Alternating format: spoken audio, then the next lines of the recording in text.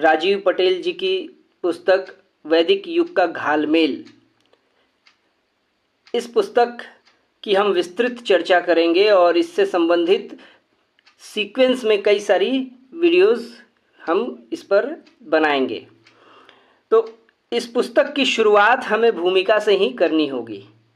जी हाँ दोस्तों, भूमिका बहुत छोटी सी है, लगभग 1.5 पेज की भूमिका है, लेकिन मैं यहाँ उस भूमिका का पाठ नहीं करने वाला हूँ। मैं उस भूमिका की महत्वपूर्ण बात जो है उसको आपके सामने रखूँगा। दोस्तों, इस पुस्तक की भूमिका में जो सबसे प्रमुख विवरण जो दिया गया है, जिसकी चर्चा की गई है और हमारे सामने ये तथ्य प्रस्तुत किया गया है, वह है धर्म शब्द के अर्थ को लेकर। जी हाँ, धर्म बहुत ही प्रचलित शब्द है, हर व्यक्ति इससे परिचित है, इस शब्द से, और इसका जीवन में व्यवहार करता है, आपसी बातचीत में भी इसका व्यवहार करता है। किंतु धर्म शब्द का अर्थ क्या होता है? तो धर्म की व्याख्या 2 तरीके से लोग करते हैं। पहला जो तरीका है वो आमतौर पर धर्म उसे मानते हैं जो शास्त्रों द्वारा हमें बताया गया है, शास्त्रों में धर्म को जिस रूप में देखा गया है। इसमें बहुत सारे चीज़ें जो हैं वो इंक्लूड हो जाती हैं। इसमें धार्मिक कर्मकांड से लेकर अंधविश्वास तक की चीज़ें भी सब कुछ शामिल कर ली जाती है धर्म के अंतर्गत।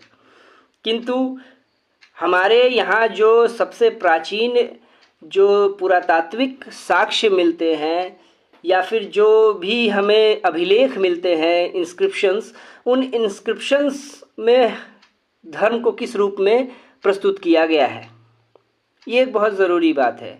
तो यहाँ राजीव पटेल भूमिका में कहते हैं कि धर्म जो है उसका पाली भाषा में अर्थ था प्रकृति के सामान्य गुण स्वभाव, यानी प्रकृति का सामान्य गुण स्वभाव। मीन्स इसको अगर हम सरल भाषा में कहें तो कुदरत के कानून को धम्म के नाम से जाना जाता था। जी हाँ, मैं धम्म की बात कर रहा हूँ, धर्म नहीं, धम्म, क्योंकि पाली भाषा में जो ऊपर रेखा होती है, रेफ जिसको कहते हैं, उसका प्रयोग नहीं होता था, तो इसलिए धम्म कहा जाता है। तो पाली भाषा में धम्म का अर्थ क्या होता है कि प्रकृति के सामान्य गुण स्वभाव।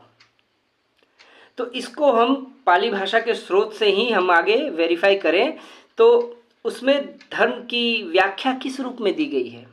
उसमें कहा गया है धारेति ती धम्मो, धारेति ती धम्मो, यानी धारण करे सो धर्म है, यानी जो हम धारण करेंगे उसी को धर्म कहा जाएगा। यानी हमने क्या धारण किया है वो सारी चीज़ें धर्म है, जिसको हम वहन कर रहे हैं। लेकिन वो धर्म किस रूप में आएगा, धारण करना क्या है, क्या धारण करने योग्य है, धारणीय है क्या?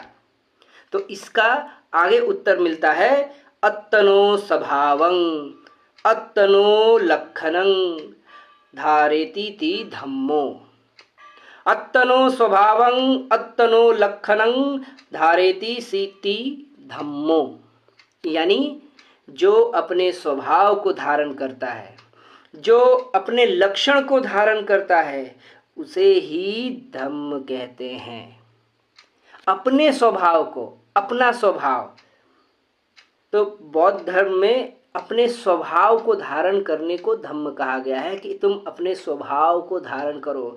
स्वभाव जो स्वाभाविक है, जो नेचुरल है, जो प्राकृतिक है, बनावटी नहीं है, काल्पनिक नहीं है, फिक्शनल नहीं है, बल्कि वो प्रकृति के गुण धर्म से युक्त हो।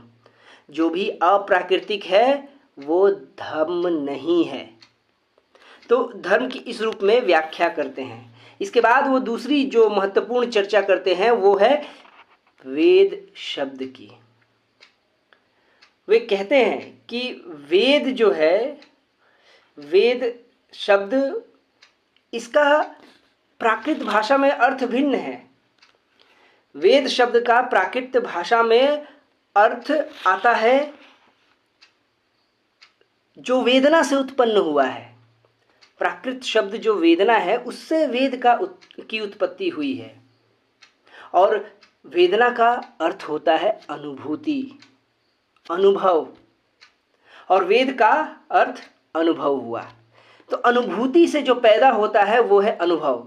हमने जो अनुभव किया है, हमारी जो अनुभूति है, उस अनुभूति से जो हमने एक्सपीरियंस्ड किया है वह है हमारा अनुभव। तो अनुभव, वेद का अर्थ हुआ अनुभव।